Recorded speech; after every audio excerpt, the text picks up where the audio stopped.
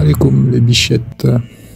Bismillah. Donc là, on est le lundi. Attends, je vérifie. Ouais, on est lundi. J'ai perdu la notion du temps. Nous sommes le 2 septembre. Donc là, je te fais un épisode qui, à toi, va te servir de boussole. Parce que dans l'histoire qui se poursuit, on va traverser une période de blackout que j'ai vécu, bien sûr. Et t'inquiète pas, tu vas tout de suite comprendre ce que tu as à comprendre dans cet épisode. Et encore, je savais ni comment, ni par où je continue à vous raconter mon histoire. Mais bon, pour ce qui suit, maintenant, pas de problème. J'ai plus ou moins la route qui se dessine pour que ça se fasse simplement et le plus clairement possible pour ton esprit. Et pour ça, je t'ai préparé un petit dessin tout simple à comprendre. Et je vais faire cet épisode comme ça parce que mon vœu, c'est que ton esprit, lui, il doit apprécier mon histoire comme un Netflix, en mode pas besoin de réfléchir ou alors très très peu. Et ensuite, seulement de par toi-même, au fur et à mesure de l'histoire, tu décideras comment l'interpréter ce Netflix. Je l'ai déjà dit 1001 fois, je suis pas là pour convaincre qui que ce soit, mais plutôt pour rendre service à tout le monde. En tout cas, ceux qui auront la faveur de tomber sur mon histoire, bien sûr. Oui, parce qu'à mes yeux, je considère ça comme une faveur. Et je m'explique. Bon, admettons que tu ne crois pas en Dieu. Et admettons que le fait de ne pas y croire, à l'avenir, après ta mort, te coûtera extrêmement cher. Et là, comme tu peux t'en rendre compte, je te parle pas de religion. Juste de l'après ta mort et d'Allah. Ou Dieu. Appelle-le comme tu veux.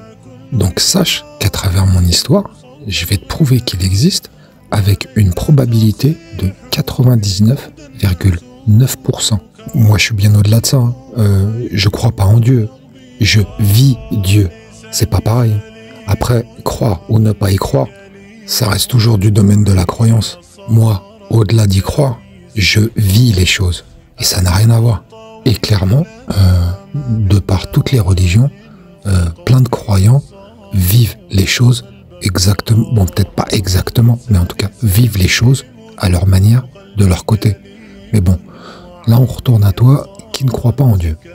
Et peut-être que tu me poserais la question, mais pourquoi un 99,9% et pas 100%? Ça serait plus simple et comme ça tout est plié. Ben sache que si mon histoire, elle te montre que Dieu existe à 99,9% et pas 100%, c'est pour te laisser à toi 0,1% de probabilité de penser qu'il n'existe pas.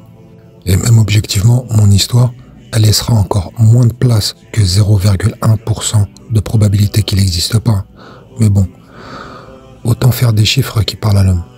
Et donc, si tu arrives jusqu'à la fin de mon histoire et que tu arrives encore à ne pas y croire, ça t'est moi je respecterai toujours de toute façon. Mais sache que si Dieu, lui, il avait voulu que tu y crois, sans aucun doute, ben, il ferait partie de nos vies physiquement et pas métaphysiquement de manière subliminale. L'histoire veut qu'à travers les religions, tu y crois les yeux fermés. Et donc, moi, je peux rien y changer. Et même si j'en avais la possibilité pour te dire, sache que je respecterai quand même son vœu et je ne l'aurais jamais fait, de toute façon. Par contre, mon histoire, elle, la seule issue qu'elle te laissera, c'est de ne pas y croire, basée seulement sur 0,1% de probabilité qu'il n'existe pas. Non pas basée sur 100%, ou peut-être au cas où tu aurais l'esprit un tout petit peu ouvert, basé sur la probabilité de 99,9% qu'il n'existe pas. Donc je pense que tu m'as bien compris. Mon histoire, elle va laisser seulement la place au fait qu'il n'existe pas dans une proportion de 0,1%. Et c'est ce qui fera de toi, de ton côté, non pas une personne qui croit en lui les yeux fermés, mais plutôt une personne qui ne croit pas en lui les yeux ouverts, basée sur une probabilité de 0,1%. Et moi de mon côté, je laisserai ces parts d'ombre que l'on respecte tellement dans l'eau d'Allah, mais qu'on déteste tellement dans l'eau d'ici. Et bientôt, même ces parts d'ombre, je te les expliquerai, et aussi le pourquoi de ces parts d'ombre qui font elles-mêmes partie de la création. Donc là, si tu te poses les bonnes questions, forcément tu dois te dire, ok, on en est là. Mais pour faire ce que tu prévois, faudrait au moins réussir à prouver que les dimensions parallèles, elles existent. Et tu devras le prouver scientifiquement avec un résultat positif de 100%. Un résultat que personne ne pourrait remettre en question ou contester. Eh bien sache que dès qu'on arrive au mois de janvier 2022 de l'histoire, je vais te prouver scientifiquement que les dimensions parallèles existent avec un résultat qu'elles existent de 100%. Et sur ce point bien précis, le doute, tu ne pourras plus l'avoir.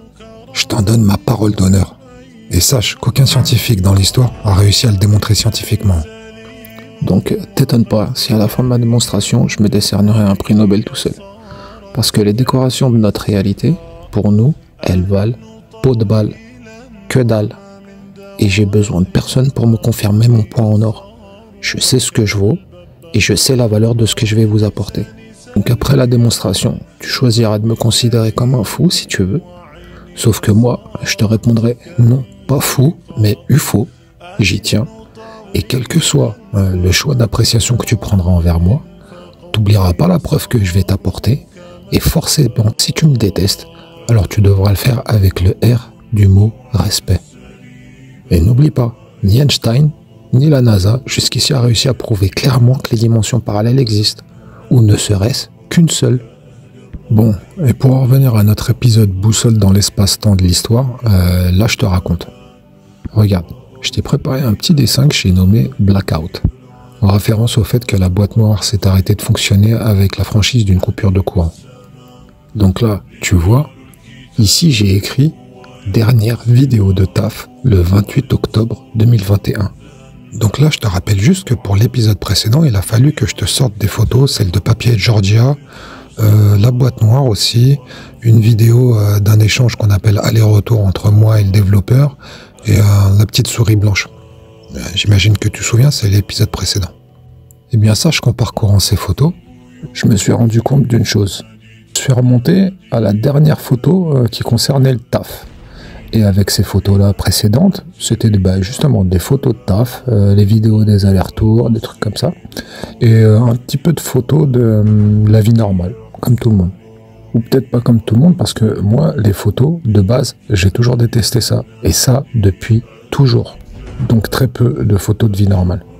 Et donc, j'arrive jusqu'à cette dernière vidéo de taf qui concernait l'application et la boîte noire. Et elle remonte au 28 octobre 2021, avant la fin du mois.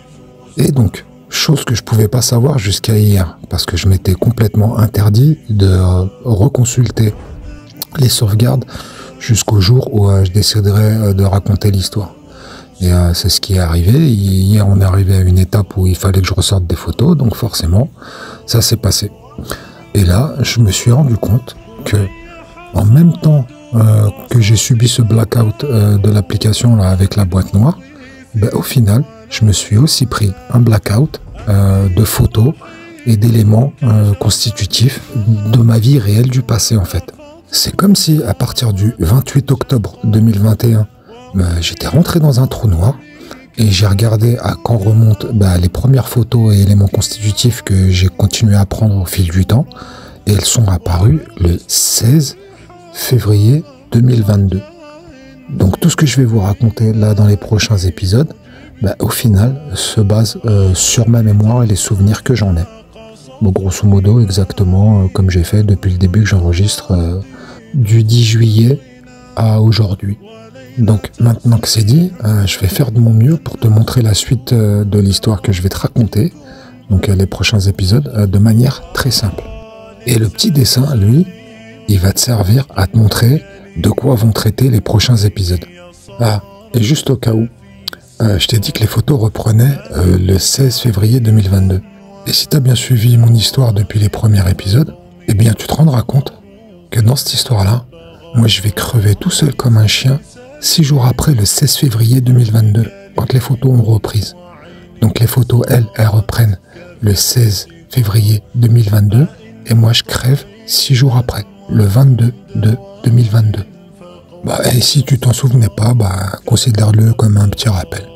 Bon, voilà la suite du petit dessin qui va te servir de boussole concernant la suite de l'histoire et donc les prochains épisodes. Et ici, tu as 3 carrés qui représentent les 3 mois qui constituent la suite de l'histoire. Octobre, novembre et décembre 2021. Ici en rose, on voit la date du blackout de la boîte noire. Le 28, date à partir de laquelle je vais me retrouver en congé forcé par la situation. Donc là, dans le carré de novembre 2021, tu peux voir la date du 19. C'est le jour où ma vie est devenue un vrai Matrix où tout a basculé du jour au lendemain. Cette date, j'ai pas arrêté de vous en parler, j'ai dû le répéter 1001 fois. Donc dans les prochains épisodes, comme tu le vois ici en bleu, je vais te raconter l'histoire à partir du 28 octobre au 19 novembre. Et tu vois ici, là, il y a le carré décembre. Tu vois apparaître la date du 6 décembre.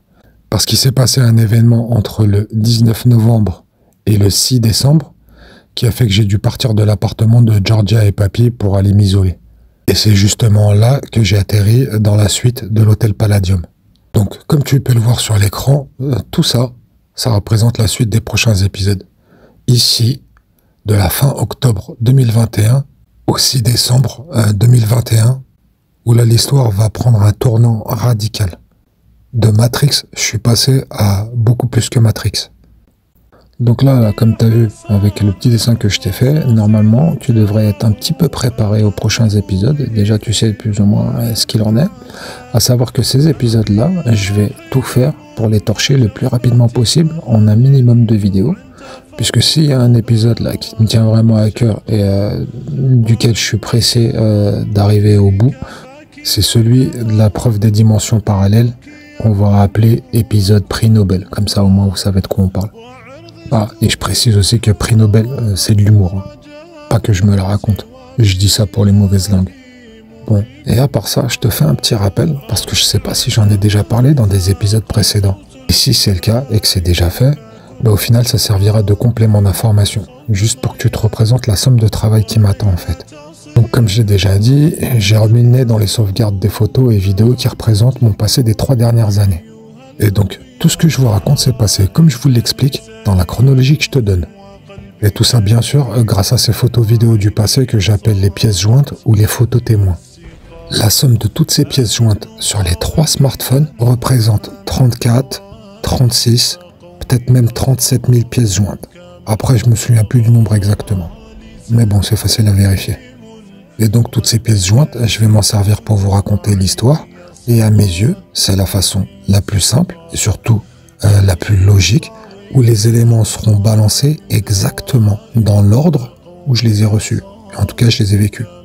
C'est exactement ce que je fais depuis le début. Et là, par exemple, la date la plus éloignée dans l'histoire sur laquelle tu peux te projeter, c'est le 2/2/2022, date de mon décès, qui a abouti sur le fait que je revienne à la vie ensuite.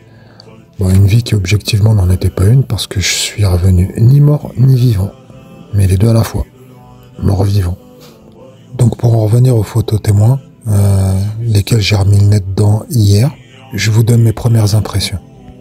J'ai parcouru la première sauvegarde qui, elle, correspond au premier des 3 smartphones. Ce smart, je m'étais formellement interdit de le rallumer. Je me disais, tant que je passe pas au récit de l'histoire, interdiction de revoir ce passé que j'ai vécu. Surtout pas de le revivre et encore moins d'essayer de l'analyser. Pendant 3 ans, j'étais dans l'œil du cyclone. Mon seul objectif, c'était de retrouver la sortie et donc aller tout droit sans me retourner. Donc, juste sur le premier smartphone que j'ai ouvert, c'est un iPhone 12 Pro Max. Hier, j'en ai parcouru à peu près 15 000 photos. Et donc, voilà où j'en suis depuis que j'ai réouvert cet iPhone. Je suis focus sur la chronologie au travers de toutes ces pièces jointes. Parce qu'il faut que je puisse dans tous mes souvenirs pour que je puisse en retirer l'essentiel et aussi pouvoir tout vous résumer de manière super détaillée, mais aussi bien digeste. Et comme je vous ai dit une fois, il y a ceux qui comprennent pas, et ceux qui peuvent pas comprendre. Là, tout ce que je fais, c'est pour essayer de contenter les 2 premières parties. Ceux qui comprennent et ceux qui comprennent pas. Après, ceux qui peuvent pas comprendre, je vous respecte, mais je vois pas ce que je peux faire pour vous. Je me vois pas du tout dans le rôle de celui qui va tout faire pour essayer d'apprendre à marcher à un embryon. Après, personne t'en voudra, surtout pas moi. Mais bon, on repasse dans 10 ans, on verra bien. Donc en plus du fait que d'avoir eu à parcourir ces 15 000 photos hier et du mal de crâne que ça a engendré, et ça j'imagine que tout le monde peut le comprendre, je te cache pas qu'en plus d'avoir revu des instants que j'ai vécus, ça m'a littéralement ravivé des souvenirs qui m'ont glacé le sang et qui en plus m'ont fait de la peine. Parce que je me suis revu tout niais que j'étais sans pouvoir me douter de ce qui m'attendait en fait. Et là je te parle de ce qu'on appelle de l'autre côté du miroir sans teint, la fosse commune. La fosse commune, pour faire simple, ça désigne l'enfer. Mais il y a aussi plein d'autres termes pour désigner l'enfer, et je te les ferai tous découvrir, c'est tous du codex. Mais bon, dans l'absolu, ça va pas commencer par cet endroit. Ce qui va suivre dans les prochains épisodes, ça va d'abord passer par le 19 novembre, puis ensuite par l'hôtel Palladium où je me suis isolé. Et donc on y arrivera, cette putain de fosse commune, et je te raconterai tout dans les moindres détails. Et là franchement, au moment même où je te parle, je me revois à cette époque où mon personnage avançait dans un noir infini. Et ce personnage que je revois me fait de la peine. Ouais, t'as bien entendu. Le personnage que j'étais, qui lui allait tout droit en enfer sans le savoir, me fait de la peine. Ouais, y a rien à faire. Là, c'est mon cœur qui te parle, et il te dit ce qu'il ressent accompagné de toute sa raison. Mais bon, alhamdoulilah, pour compenser ça, j'ai aussi la fierté d'avoir réussi à m'en échapper. Comment j'ai fait? Bien sûr que tu vas le savoir. Et tu vas aussi savoir de quoi il est composé l'enfer. Quelles sont les étapes? Combien de temps ça dure? Parce que ton temps en enfer, oui qu'il te paraît infini. Mais sache que Dieu laisse toujours une opportunité, une porte de sortie pour pouvoir permettre à l'individu de se rattraper. Après je dis ça, mais c'est quand même un petit peu plus compliqué que ça. Parce qu'il y a des parties de l'enfer dont tu ne peux plus jamais en sortir, si tu y trouves ta place. Et bientôt tu comprendras pourquoi depuis que j'en suis sorti, on m'a appelé aussi l'homme de fer. Ou le fer à cheval, après m'avoir aussi insulté d'âne. Jusqu'au jour où j'ai découvert que l'âne, en fait, c'était vraiment moi. Sauf que de l'autre côté, c'était le plus beau compliment qu'on pouvait me faire. Sauf que c'est transformé en insulte, en tout cas dans la compréhension basique que je pouvais en avoir, et ça, on appelle ça un effet pervers du codex. T'inquiète pas, ça aussi, tu découvriras, c'est pas compliqué. En tout cas, je t'explique pour l'âne, par exemple. L'âne, de l'autre côté, ne se voit pas comme le mot l'âne, écrit L', A avec un petit chapeau, N-E. Alors qu'en fait, de l'autre côté, il se voit et s'entend comme étant l'âne, L-A-N, tout attaché. Donc eux, ils m'appelaient l'âne, L-A-N, tout attaché, et moi j'entendais l'âne, comme l'âne batté, quoi. Alors que ça avait rien à voir avec la bichette aux longues oreilles, que je trouve trop beau comme animal d'ailleurs. Donc l'âne, L-A-N, tout attaché. Maintenant, je vais te dire ce que ça veut dire. Je vais pas te donner le codex, mais je vais dire ce qu'il en ressort. Donc l'âne en enfer, c'est une désignation qui a été installée dans le Mektoub d'Allah et que toutes les entités en enfer, eux, connaissent. Et toutes les entités de l'enfer, là-bas, elles connaissent cette légende qui pour eux n'arriverait jamais. Cette légende disait: un jour, l'âne apparaîtra en enfer sous sa forme humaine et fera à lui tout seul de l'enfer un enfer, pire que l'enfer pour tous ceux qui s'y trouveront après son passage. Et depuis la nuit des temps, eux, ils ont toujours considéré ça comme étant une chose impossible à réaliser qui n'arriverait jamais. Et ils ont même parié leur destin en enfer contre moi. Rappelle-toi, depuis le début, je te dis que de l'autre côté du miroir, la partie la plus sale considère absolument tout comme un jeu. Je te l'ai même spécifié dans le système du monde charge, et je te disais que d'un côté, le côté droit, on appelle ça le système du monde charge, et du côté des fils de pute, ils appellent ça le jeu du monde charge. Eh bien, sache que tous ces fils de pute, le jour où ils se sont retrouvés devant l'âne, debout devant eux, eh bien, j'ai concrétisé leur pire cauchemar. Donc oui, l'homme de fer ou le fer à cheval, c'est moi. Mais c'est du codex, et comme je t'ai dit, tu sauras aussi ce que ça veut dire. Donc oublie la pensée qui t'est passée par la tête en te disant « Ouais, ça y est, le frère il débloque, il se prend pour Superman ». T'as vraiment pas besoin de ça. Crois-moi sur parole. Et donc oui, pour en revenir à ce que je disais, j'ai de la peine pour le moi du passé et de la fierté pour le moi de maintenant. Surtout que je suis pressé d'arriver à cet épisode qui, je le sais, arrive bientôt et qui se passe dans les débuts de l'hôtel Palladium, janvier 2022. C'est celui de l'épisode que peut-être j'aurai à faire en 3 parties pour que ça reste bien simple et bien clair. dans lesquels je vais te faire ce qu'aucun scientifique jusqu'ici n'a réussi à te prouver l'existence des dimensions parallèles, ou pour le moins une. Et bien sûr qu'une seule dimension parallèle isolée ne peut pas exister, elles sont forcément multiples. Je sais pas si tu as remarqué, mais cette histoire, petit à petit, elle ressemble un peu plus à du Netflix. Rien que d'entendre que je vais te prouver que les dimensions parallèles existent, forcément, en tout cas, j'en suis convaincu, tu dois te sentir un petit peu plus dedans déjà. Je me trompe? Donc je me dis que tu dois te dire, est-ce que je suis un mytho ou est-ce que vraiment je vais réussir à te le prouver? Et toi, qui fais partie de ma famille, assis à notre table, et qui me connaît depuis toujours, à ton avis, je vais faire quoi? Rien que tu pensais, j'en ai déjà le sourire aux lèvres. Et le truc qui est dommage, c'est que je serai pas là, assis à côté de vous, lorsque vous aurez tous les épisodes prix Nobel et que vous allez les chouetter. Et je suis sûr que juste avant, vous allez vous dire dans votre tête, t'auras surtout pas frangin, parce que t'as placé la barre trop haut. Et moi, c'est voir vos têtes pendant et après les avoir vus qui m'auraient intéressé. Ouais, c'est clair, ça m'aurait fait kiffer, ça c'est sûr. Ouais, putain, je vais louper ça. Mais bon, c'est le mektoub, et c'est comme ça. Par contre, s'il y a une chose dont je suis persuadé, c'est que tout ce que je vais te raconter après t'avoir prouvé l'existence par la science des dimensions parallèles, ça aura à tes yeux une température complètement différente par rapport à avant et après te l'avoir prouvé. Et prouvé à hauteur de 100%, je te le répète, ni doute, ni possibilité d'interpréter autrement que le fait qu'elles existent. Et ouais, je sais, c'est pas mal comme challenge. Einstein, il pourra ranger sa langue dans sa poche après ça. Moi, je vais vous compléter ce qu'il avait entrevu à travers des trucs trop compliqués pour moi, parce que j'ai toujours détesté la science. Ah, et après, dans le même temps, juste après t'avoir fait la preuve à 100%, je te dirai aussi pourquoi Einstein s'appelait Einstein. C'est du codex tout simple. Ah ouais, c'est dommage, je vais louper les têtes que vous allez tous faire quelque part. Je sais que ça sera frustrant pour moi. Mais bon, c'est la volonté du mektoub qu'elle a mis en place. Alors soit qu'elle soit exaucée, Inch'Allah. Et ça, c'est si je crève pas demain, bien sûr. Allahu A'lam.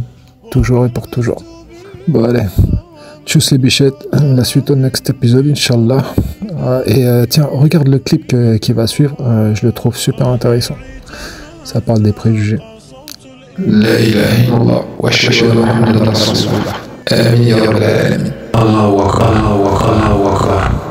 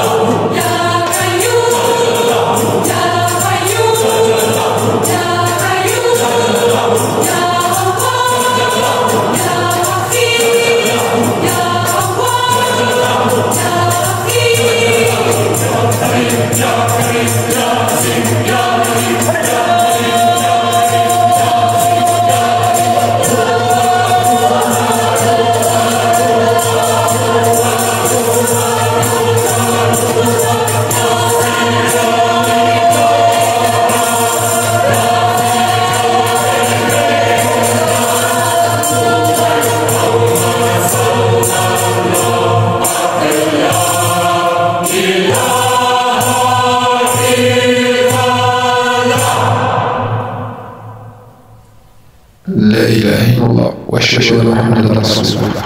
آمين يا رب العالمين. الله أكبر الله أكبر الله أكبر.